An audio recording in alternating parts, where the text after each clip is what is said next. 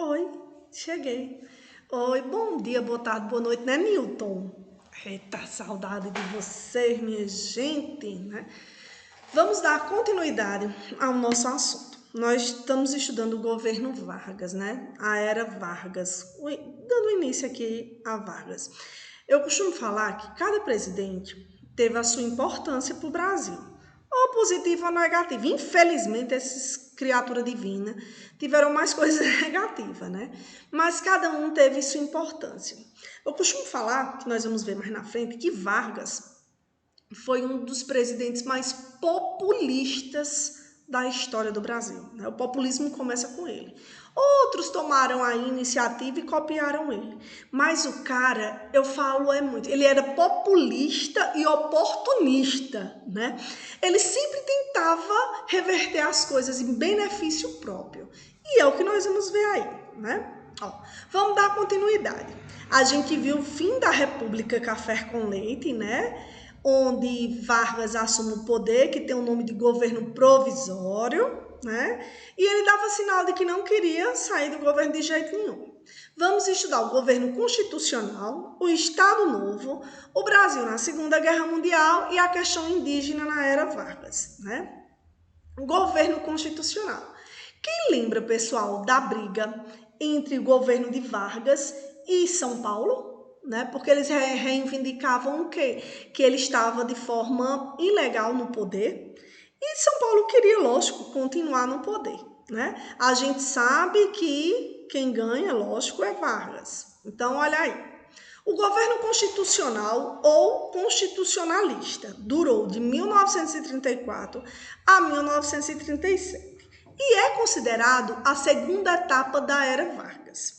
O período se inicia com promulgação da Constituição de 1937 e a eleição indireta de Getúlio Vargas para presidente da República pela Assembleia Nacional Constituinte. Essa fase foi marcada por greves de operário, pela Revolução Comunista, o combate das ideias de esquerdas e a radicalização da política.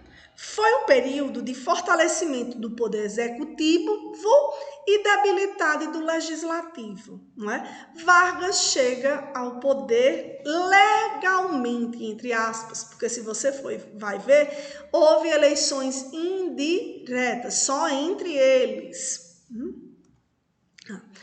A Constituição de 1934, tia, que diabo é uma Constituição? São as leis de um país, né? A nossa última Constituição, ela é de 1988, eu acho que é. Eu vou lembrar, minha gente, eu tô com um problema sério chamado idade. Seríssimo, viu? Ó, a Constituição, Newton, por favor, preste atenção.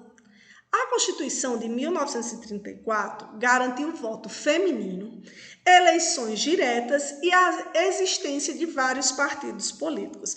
Lembra, Vargas, toda vida que falar, cara, as mulheres conseguiram votar, né? Conseguiram fazer a diferença. Né? Já teve mulher até na presidência, mas infelizmente não entrou para a história com uma coisa boa, mas já teve. Né?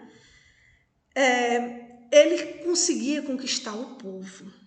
Olha que o cara era esperto. Realmente, eu quero que vocês lembrem um pouquinho da política romana, certo? Quem foi meu aluno, né? É tão prazeroso quando você vê os alunos começar a relacionar livros, como Maria Júlia, a gente conversou essa semana, esses dias, que consegue entender e aprimorar o assunto, né, de história, que nós fazemos parte da história do nosso país e consegue ter um olhar mais crítico em relação a tudo. Minha função é essa, né? Então, vocês podem, vamos lembrar um pouquinho da política românica, olha aí, romana. Aquela teoria do pão e circo. Quem lembra? Olha, minha gente, que os políticos utilizam essa mesma teoria até hoje.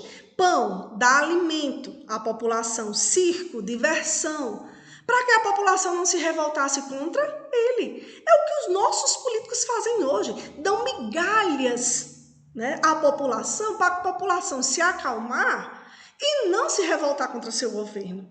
né? Então, vocês, futuros eleitores, né? Acho que eu sou mesmo eleitor, Deus me livre, eu fosse candidata, eu ganhava, na segunda semana eu morria, né? Eu tenho 2 filhos para criar. Dá certo não, para mim isso não.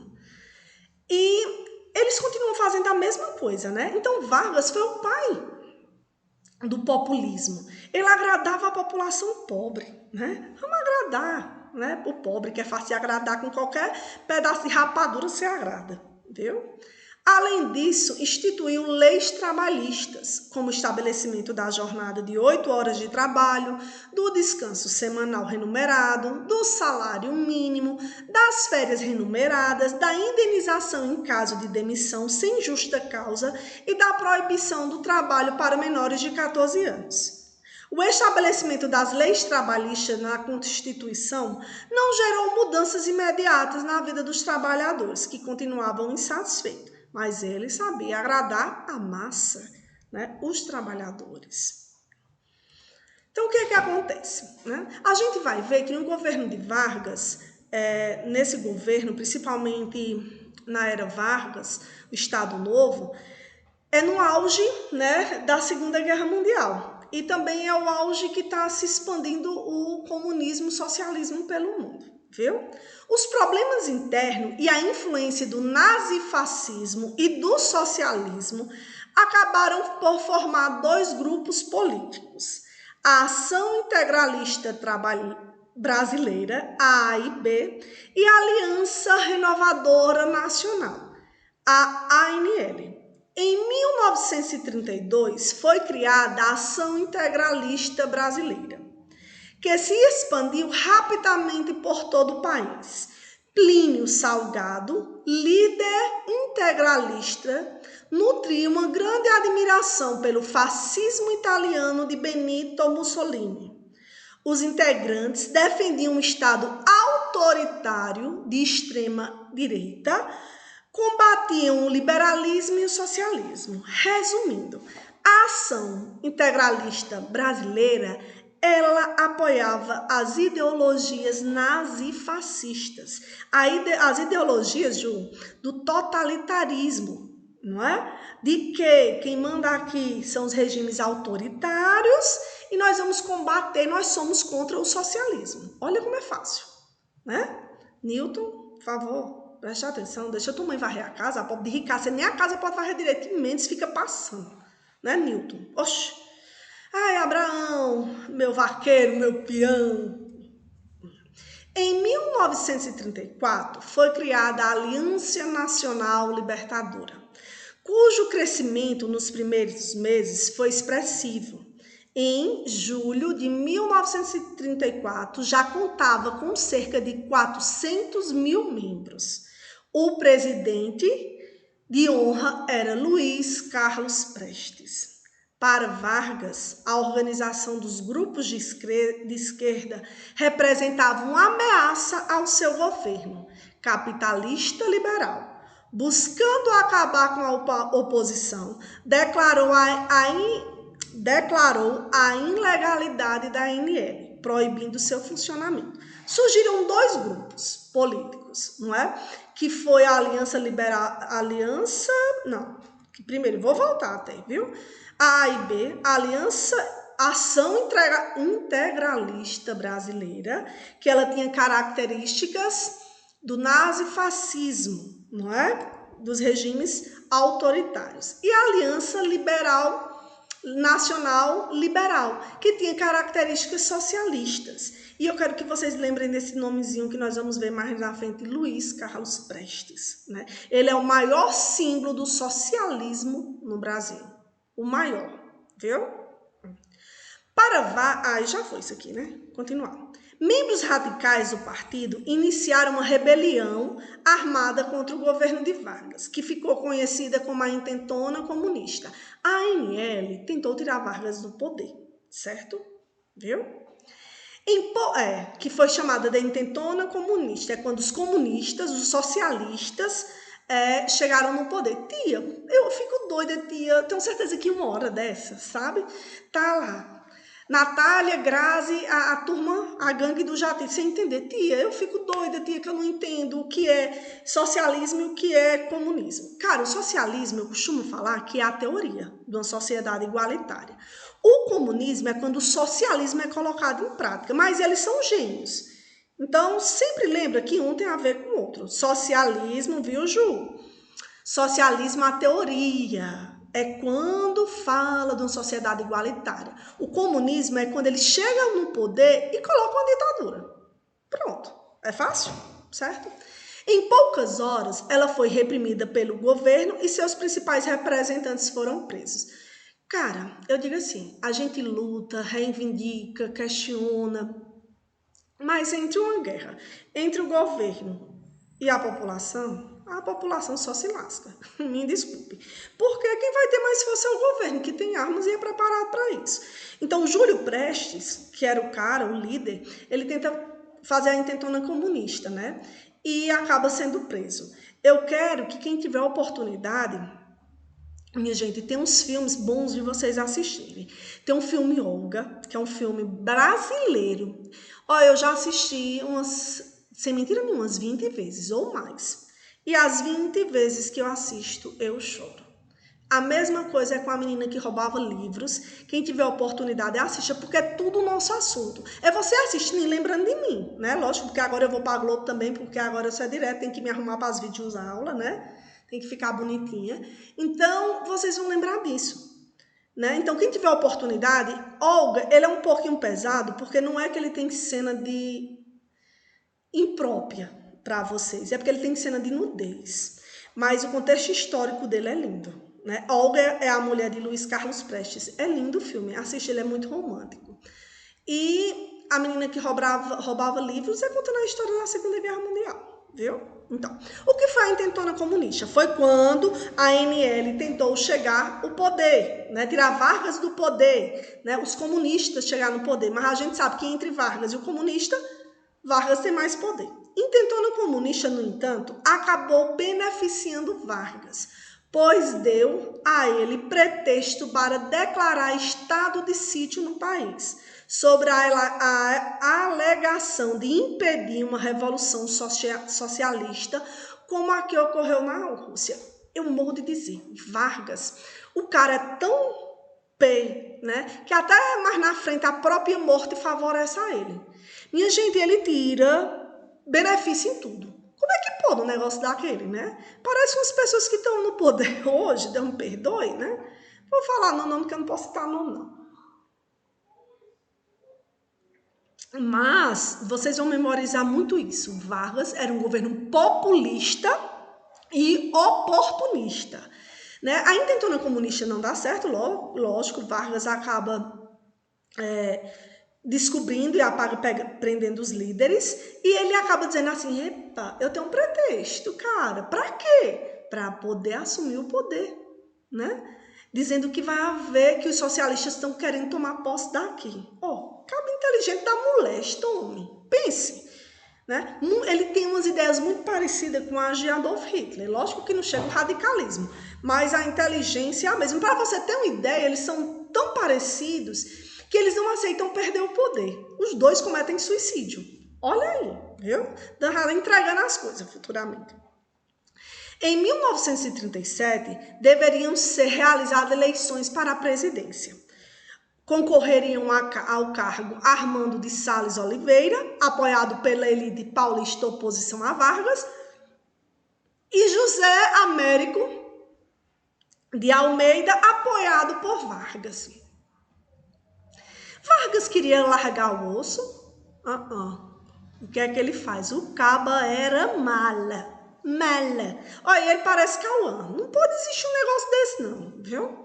Getúlio Vargas, que exigia apoiar a realização das eleições, que fingia apoiar, não pretendia deixar o posto. Então veio a público e anunciou a descoberta de um plano que desejava implantar no país o socialismo, aos modos do que foi feito na Rússia.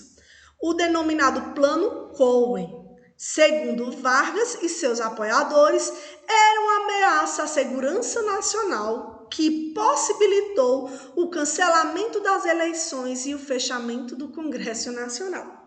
O cara era top. Foi o que ele fez. E esse plano existiu? Não.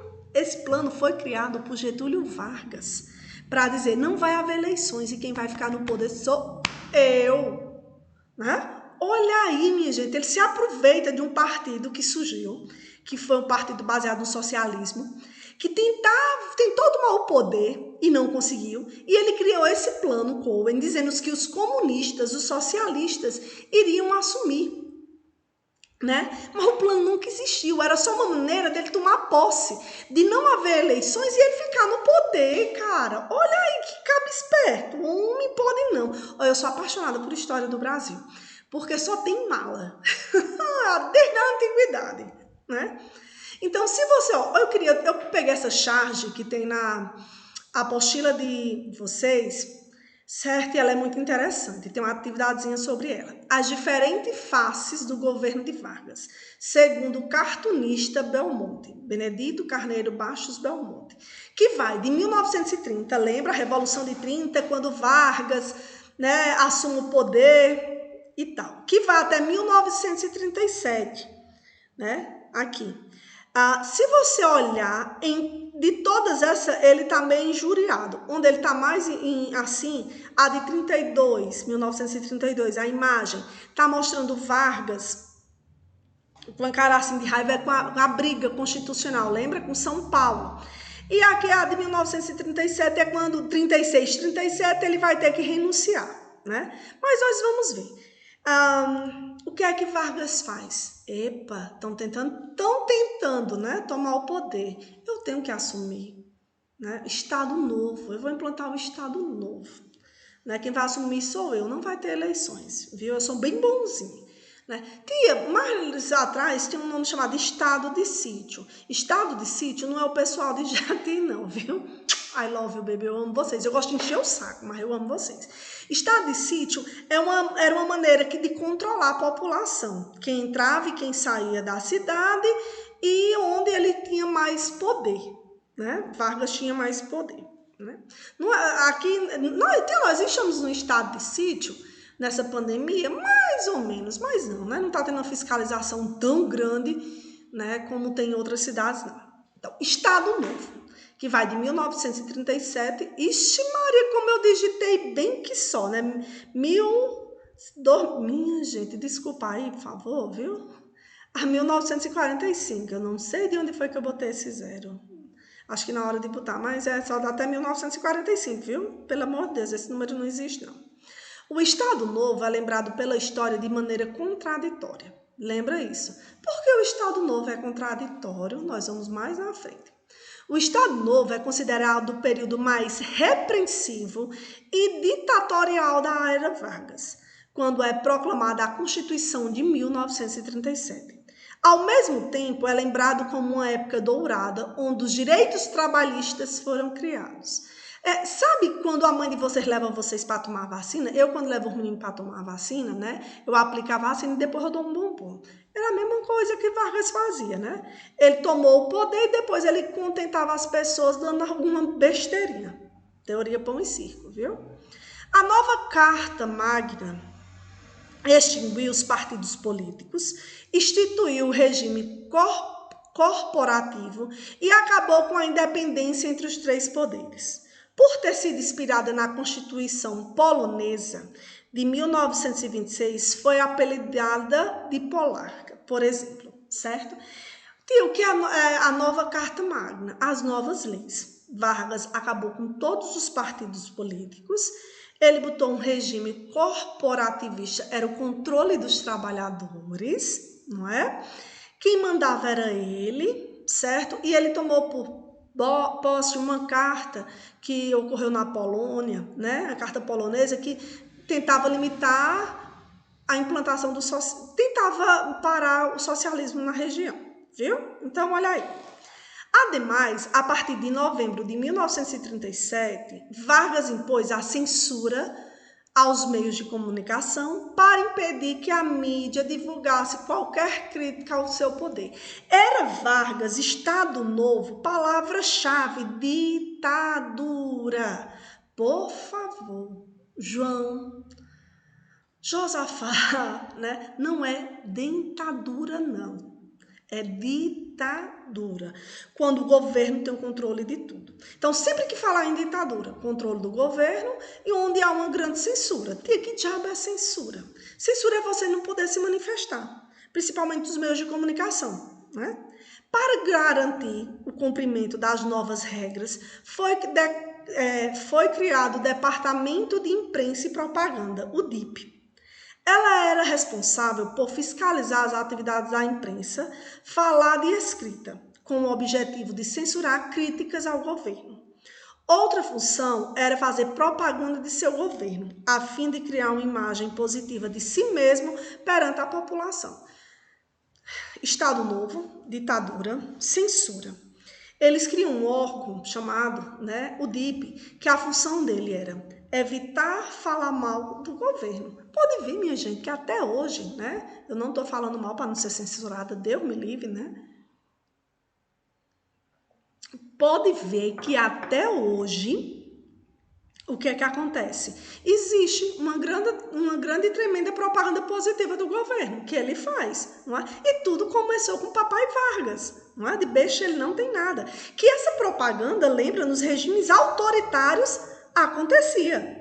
Se você observar, a era Vargas, ela era um governo o quê? Autoritário. Muito parecido com os regimes nazifascistas da Itália e da Alemanha, viu? Um dos aspectos culturais mais importantes da década de 1930 foi a disseminação dos aparelhos de rádio, né? Não era naquela época, né? As pessoas gostavam muito de rádio. As propagandas eram feitas através da mídia do rádio. Então, Vargas foi o pai disso. Ele proclamou vários programas. O programa de rádio A Hora do Brasil era transmitido diariamente, com o intuito de relatar as ações do presidente em prol da nação. O programa foi apelidado como A Hora do Fala Sozinho, ou A Hora do Silêncio, pelos opositores de Vargas. Esse programa, A Hora do Brasil, viu, Newton? Ele existe até hoje nas rádios. Até hoje. E quem é o papai é Getúlio. Que é um programa que vai falar as coisas positivas do governo. Cara, eu fico pé da vida. Eu sei que a propaganda é a alma do negócio, não é? Mas a gente fica endeusando políticos, governos. Ai, fulano fez isso. Ele não está fazendo nada mais do que a obrigação dele. Ele é pago com o meu dinheiro para isso. Então, eu não preciso estar agradecendo, não. Eu preciso estar cobrando dele isso. Porque ele é pago para isso, não é? Então, o problema do brasileiro é o próprio brasileiro. Eu diria muito, né? Infelizmente. Porque corrupções a gente pratica todo dia. E a gente fica endeusando os outros, achando que ele é bonzinho. Não, ele é bonzinho não. Ele é pago com o meu dinheiro, com o dinheiro dos meus impostos para isso. Não é nada mais do que a obrigação dele, né? Então, a Rádio Nacional do Rio de Janeiro, fundada em 1936, atuou como importante meio de divulgação da política varguistas. Então, minha gente, uma das características dos regimes totalitários é o quê? Propaganda positiva do governo. Não é? E uma perseguição a quem falasse contra o governo. Se você vê, no Brasil só está faltando ser censurado, né? Falta pouca coisa. Mas no Brasil nós já estamos nesse meio aí, se brincar. Além do rádio como meio de propaganda do governo, Vargas procurou incutir nas novas gerações o nacionalismo. Para a formação dos brasileiros, foi publicada e distribuída durante o Estado Novo uma cartilha para a alfabetização nas escolas brasileiras. Durante o Estado Novo, o conceito de cidadania mudou. De cidadão. Cidadão passou a ser sinônimo de trabalhador, indivíduo útil à nação. O trabalho era o que dignificava o brasileiro e o tornava merecedor dos direitos civis e políticos. Essa política de valorização do trabalho foi chamada foi chamada de trabalhismo varguista. Lembra, minha gente, uma das coisas que eu preciso memorizar. Toda vez que falar em Vargas, ele é o pai dos pobres, viu? Até um termo que ele vai usar mais à frente. Pai dos pobres, sim, mas todo filho, além de ter o pai, ele tem a mãe. Então, Vargas, para a população pobre, ele fica conhecido como pai dos pobres, pelas leis trabalhistas, pelos benefícios. E para os ricos, ele é mãe, né? E se vê, mãe é melhor que pai, porque mãe esconde as coisas erradas dos filhos, um pai. Então, mais na frente nós vamos conhecer aí, viu? Então, eu fico muito pasma, assim, com a inteligência de Vargas, né? Um governo populista e oportunista, né? Vamos dar continuidade. O desenvolvimento econômico. Vargas adotou uma postura intervencionista, realizando investimentos diretos, como a criação de uma série de empresas para fortalecer a indústria dos bens de produção. Foram criadas assim a Companhia Siderúrgica Nacional, a Companhia do Vale do Rio Doce, a Hidrelétrica de Paulo Afonso na Bahia e a Fábrica Nacional de Motores. Essas medidas tinham como finalidade incentivar a industrialização, o que acabou repercutindo em aumento do número de operários no Brasil. Vargas, ele tinha muito a intenção do nacionalismo, valorizar o Brasil, valorizar a indústria brasileira e gerar dinheiro. Só que para isso, minha gente, ele precisava de quê? Empréstimos, né, de dinheiro. Ele vai pedir dinheiro a quem? Para fazer tudo isso no Brasil? Os Estados Unidos, né? Além de pedir, não, os Estados Unidos também oferecia para que os países ficassem do seu lado, viu? Então, vamos ver aí, né? Vou fazer uma revisãozinha sobre, bem rapidinho, a Era Vargas. A Era Vargas é quando Vargas assume o poder, né, de forma ilegal, não tem eleições, que ele diz que os comunistas iriam tomar o poder na intentona comunista. Mentira, que ele criou essa história para poder se aproveitar. Realmente eles queriam, mas não conseguiram. Mas Vargas criou uma carta que nunca existiu para poder assumir o poder. Toda vida que falar em Estado Novo, nós vamos lembrar a palavra-chave ditadura. Ditadura tem censura e quem vai fazer propaganda negativa do governo era perseguido, preso, se brincar até morto, né? E Vargas procurou fazer uma propaganda positiva do seu governo, lógico, a propaganda é a alma do negócio. Mas nesse meio termo, começa a Segunda Guerra Mundial. E o Brasil vai entrar na guerra, né? No começo ele fica neutro, sabão neutro, mas mais na frente ele entra, viu? As expectativas eram de que o Brasil, se o Brasil entrasse na guerra, seria aliado à Alemanha. Por quê, tia, se o Brasil entrasse? Minha gente, Vargas tinha feito o que no Brasil? Uma ditadura. As características de Vargas, do governo, eram características de quê? Autoritárias, o autoritarismo. Então, usar a lógica era para ele ter ficado do lado de Hitler, né? Mas olha aí. Entretanto, o presidente estadunidense Franklin Delano Roosevelt ofereceu um grande empréstimo para a construção da Companhia Siderúrgica Nacional, o que mudou a postura brasileira na guerra. Então, o presidente dos Estados Unidos oferece dinheiro para o Brasil ficar do lado dele, não é? Aí o que o Brasil faz? Não vai ficar do lado da Alemanha, vai ficar do lado dos Estados Unidos, porque os Estados Unidos deu dinheiro, de beixa não tem nada. No início, o apoio do Brasil restringiu-se ao fornecimento de matérias-primas e à concessão de locais para a instalação de bases militares estadunidenses em Belém, Natal e Recife. Essa postura, entretanto, mudou com a entrada do Brasil no conflito em 1943, ao lado dos aliados, né? Em 16 de junho de 1944, desembarcou em Nápoles a Força Expedicionária Brasileira, a FEB, comandada pelo general de divisão João Batista Mascarenhas de Moraes. A Força Aérea Brasileira, a FAB, era comandada pelo tenente-coronel Nero Moura.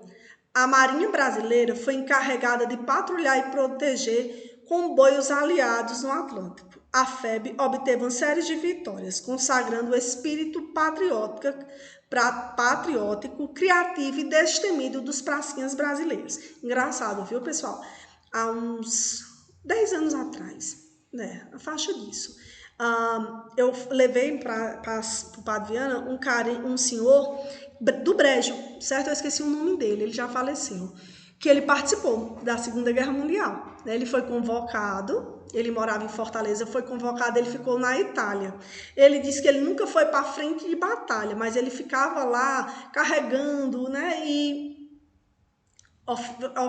fornecendo medicamento, alimento às tropas. E ele falou sobre a Segunda Guerra Mundial, e a gente sempre fica apaixonado por esse assunto, né? Que será o nosso próximo assunto. Então, o Brasil participou. Lógico que o Brasil não tinha armas, não tinha essas coisas, né, tão como os Estados Unidos e a Alemanha na época, mas a nossa participação ocorreu no governo de Vargas, né? E foi mais por causa da questão financeira. Viu? O envio de soldados brasileiros para combater na guerra ao lado dos países considerados democráticos deu início a um questionamento interno sobre o governo de Vargas. Como Getúlio poderia enviar soldados para combater pela democracia enquanto ele mesmo exercia um governo autoritário no país?